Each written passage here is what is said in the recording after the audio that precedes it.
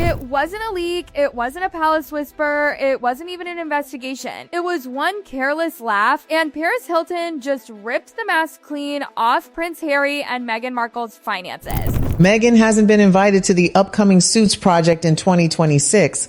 None of us, the entire cast and crew, have any contact with her these days.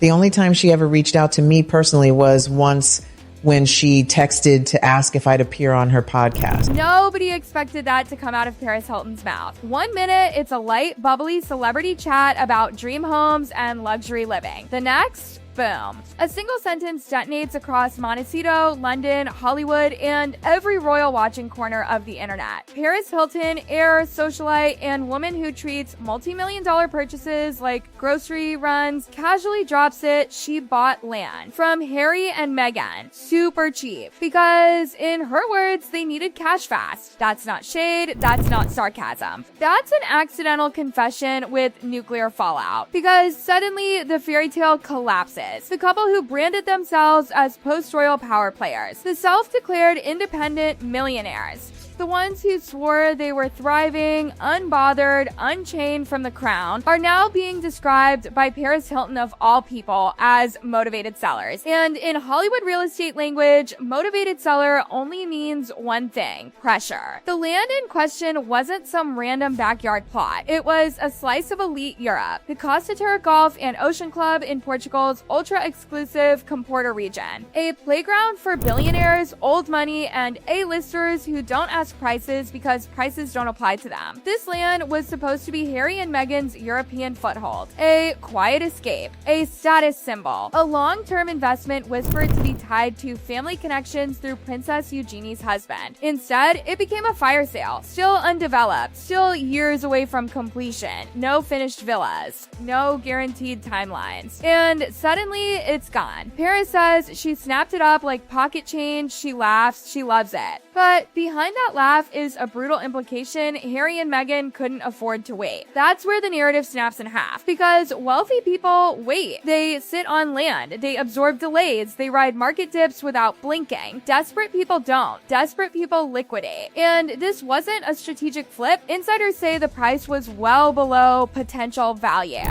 which means the urgency mattered more than profit. Why? Follow the money hemorrhage. First, the lawsuits. Prince Harry's legal crusade has turned into a financial black hole. His war over UK security alone has already cost the British government hundreds of thousands just to respond, and that doesn't touch his own legal bills. Appeals, filings, court appearances, multiple ongoing cases. Legal insiders whisper that some of these fights are now hitting critical billing stages, moments where massive retainers, settlements, or interim payments come due all at once. And those invoices don't wait for Netflix royalties. Then comes security. The Sussexes don't live like normal celebrities. They live like heads of state, without the state paying for it. Armed protection, armored SUVs, advanced teams, round-the-clock coverage in Montecito and abroad. Industry estimates put their annual security spend in the multi-million-dollar range year after year, with costs rising every time Harry travels solo or stays in the headlines. No crown, no taxpayer, just their own bank account. Every month, another drain. And here's the uncomfortable truth nobody in their PR machine likes to say out loud. Income slowed. Expenses didn't. Netflix didn't renew on the same terms. Spotify walked away loudly. Projects underperformed. Deals shrank. Yet the lifestyle stayed royal. Designer wardrobes, private jets, constant renovations, luxury wellness, high-end staffing. This isn't survival spending, this is image maintenance. So when Paris Hilton, who genuinely doesn't understand money stress, blurts out that the Sussies let land go cheap because they needed cash fast, she's unknowingly confirming what financial watchers have been murmuring for months. Liquidity trouble. Not bankruptcy, not poverty, but something far more humiliating for people obsessed with optics: cash flow pressure. That's when assets start moving quietly. That's when investments turn into liabilities. That's when long-term vision becomes sell it now. And the timing, painfully revealing. Portugal's property market has cooled. Developments are stalling. Holding undeveloped land now means fees, taxes, and uncertainty, not glamour. For a couple burning cash at an elite rate, waiting years for appreciation wasn't an option. Paris didn't expose them on purpose. That's the most savage part. She thought she was flexing. Instead, she pulled back the curtain on a lifestyle being propped up by urgency, not abundance. Hollywood noticed. Royal watchers noticed. And Montecito definitely noticed. Because once the words they needed money fast are out there, you can't stuff them back in the bottle. And this is only the surface crack. Because behind that land sale sits a deeper spiral, one tied to security obsession, brand failures, and a spending pattern that even billionaires would flinch at. And once that dam starts leaking, everything else comes rushing out. What makes the Portugal land sale truly brutal isn't just that it happened, it's what it confirms about everything else quietly going wrong behind the scenes. Because once you strip away the branding, the speeches, the awards, and the carefully staged smiles, the Sussex financial story follows a pattern Hollywood knows all too well. Big promises, bigger spending, and shrinking returns. This is where Meghan's grand reinvention dreams collide headfirst with cold financial reality. The Netflix era was supposed to save everything. $100 million headline deal, creative freedom, global influence, total independence. Instead, it became a lesson in how fast money evaporates when production costs explode and audience interest fades. Projects launched with fanfare, then vanished. Series that charted briefly, then dropped out of conversation entirely. Budgets that ballooned thanks to perfectionism, reshoots, celebrity guests, custom sets, private chefs, stylists, florists, and endless refinements meant to project effortless luxury. But effortless luxury is never effortless, and it's never cheap. Behind the scenes, Netflix executives reportedly grew frustrated. Viewer engagement didn't justify the spending. Deliverables took too long, momentum stalled. Then came Spotify, the most public humiliation of all. A deal meant to anchor Meghan as a thought leader collapsed after one season. The fallout wasn't quiet. Industry chatter labeled the situation bluntly and brutally. That reputational damage didn't just kill one contract, it poisoned future negotiations. Suddenly, offers came with tighter terms, smaller guarantees, more scrutiny, less patience. At the same time, Archewell became a revolving door. Staff turnover accelerated. Departments reshuffled. Payroll whispers grew louder. Insiders murmured that personal security and lifestyle spending always came first. Everything else had to adjust. Then came the lifestyle brand. First American Riviera Orchard. Then rebranded as ever after trademark chaos. On paper, it looked promising. In practice, it was another cash furnace. Small batch jam launches created influencer buzz, but also exposed serious logistical cracks. Website glitches, inventory issues, overproduction rumors, legal costs,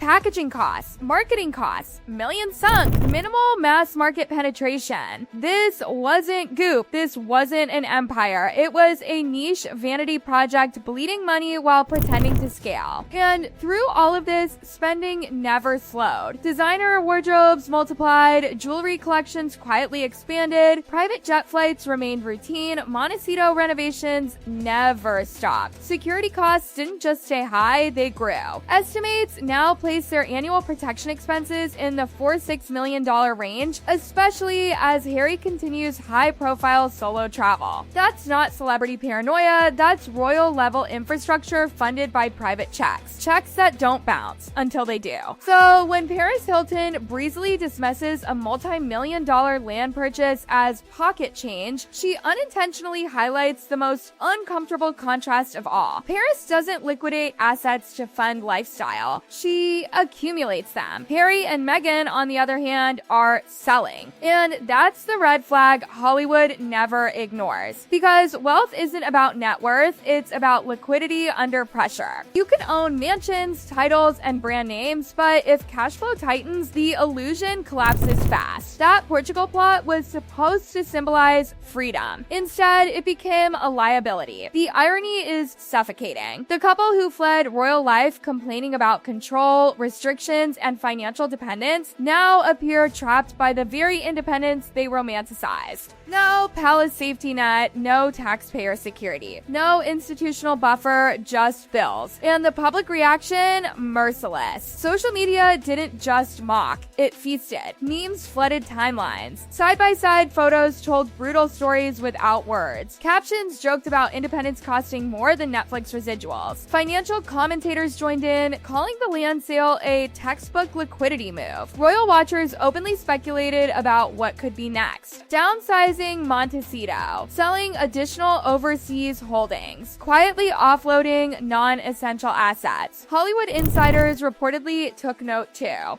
The Sussex brand, once framed as prestige and progress, now carries risk. Financial instability makes collaborators nervous. Nobody wants to hitch their reputation to uncertainty. That's how fast perception flips in this town. What began as a royal rebellion is now being reread as a cautionary tale. Two people who underestimated the cost of maintaining royal adjacent status without royal infrastructure. And Paris Hilton, of all people, delivered the punchline. Not with malice, not with intent, but with careless honesty. Her laughter did what investigative reporting couldn't. It turned the Sussex financial narrative into open conversation. Once that happens, control is gone. Now, every expense gets scrutinized. Every appearance raises questions. Every new venture gets weighed against past failures. And the Portugal land sale no longer looks like a one-off decision. It looks like the first visible crack in a fade built on ambition, optics, and spending without restraint. Insiders whisper that more adjustments are inevitable. Cuts that won't be announced, sales that won't be celebrated, deals renegotiated quietly. Because once urgency enters the picture, pride follows last. Paris said they needed money fast like it was a joke. But in Hollywood, that sentence echoes. It means the margins are thinner than advertised. It means the pressure is real. And it means the Montecito dream is far more fragile than the PR suggests. What was sold as empowerment now reads as delusion. What was framed as freedom now looks like exposure. And the world is watching, laughing, speculating, and waiting to see what gets sold next.